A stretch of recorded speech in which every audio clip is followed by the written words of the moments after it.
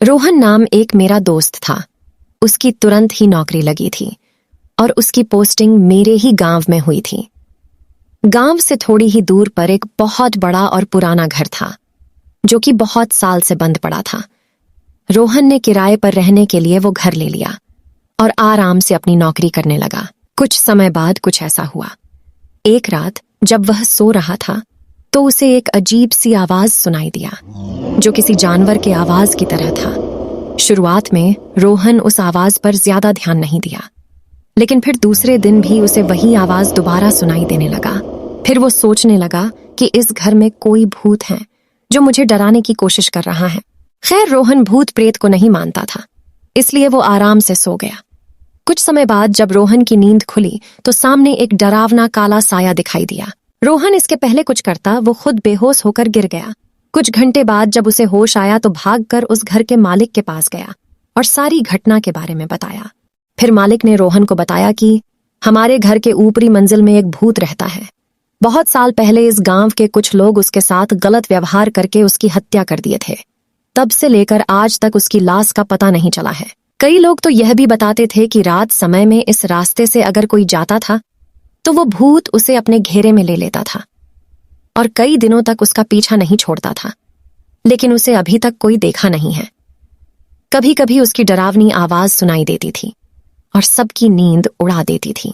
रोहन मकान मालिक की पूरी बात सुनने के बाद सोचा कि यह सब कुछ केवल एक कल्पना और बकवास बातें हो सकती है, क्योंकि वो भूतों में विश्वास नहीं करता था।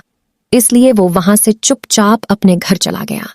कुछ दिन बाद रात के समय लगभग 11 बजे के करीब रोहन खाना खाकर टहल रहा था तो उसने देखा कि चारों तरफ अंधेरा छाया हुआ था और एकदम शांत माहौल था। फिर उसकी नजर दीवार पर गई और देखा कि घर के सारे दीवारों दरवाजों पर जानवरों की तरह कुछ निशानें बनी हुई थीं और बहुत से वस्तुओं को बिना किसी वजह के ही अलग अलग जगहों पर रख दिया गया था। इससे पहले उसने वहां कुछ भी ऐसा नहीं देखा था। फिर एक रात कुछ ऐसा हुआ कि उसकी रूह कांप गई। रोहन अपने घर में अकेले सो रहा था, तब उसे एक डरावनी सी आवाज सुनाई दिया। रोहन नींद से उठ गया और इधर उधर देखने लगा कि कौन है जो इतनी डरावनी आवाज निकाल रहा है, लेकिन कहीं से भी कोई दिखाई नहीं दिया और थोड़ी ही देर में वो आवाज बार बार सुनाई देने लगी। जल्दी से रोहन अपने कमरे की लाइट जलाया तो देखा कि एक बहुत ही भयानक और डरावनी दृश्य उसके सामने खड़ा है, उसे घूर रहा है। अब रोहन डर के मारे थर थर कांपने लगा और उसकी आवाज भी निकलना बंद हो गया था। फिर उसने मन में ही सोचा कि मैं अपने सपनों में भी नहीं सोच सकता था कि मेरे साथ कभी भी कुछ ऐसा होगा। हे भगवान, अब आप ही मेरी कुछ मदद करिए। उसने देखा कि कमरे के बीच में एक आदमी खड़ा था जिसका शरीर काफी लंबा और डरावना था। दूध के तरह उजले और लहराते बाल थे और दोनों आंखें खून से लथपथ थीं। वह भूत को डरावने रूप में अचानक अपने सामने देखकर उसकी हालत खराब हो गई थी। रोहन ऐसा भयानक और डरावना भूत अपने जिंदगी में कभी पहले नहीं देखा था। जैसे तैसे करके वह उस घर से भागा।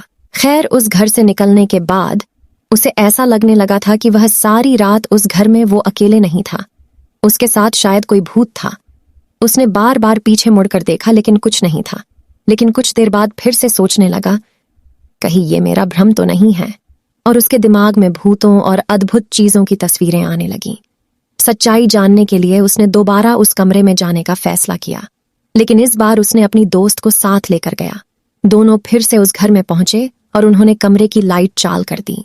इस बार उन्हें घर में पहले से भी ज्यादा डरावना दृश्य दिखाई दिया।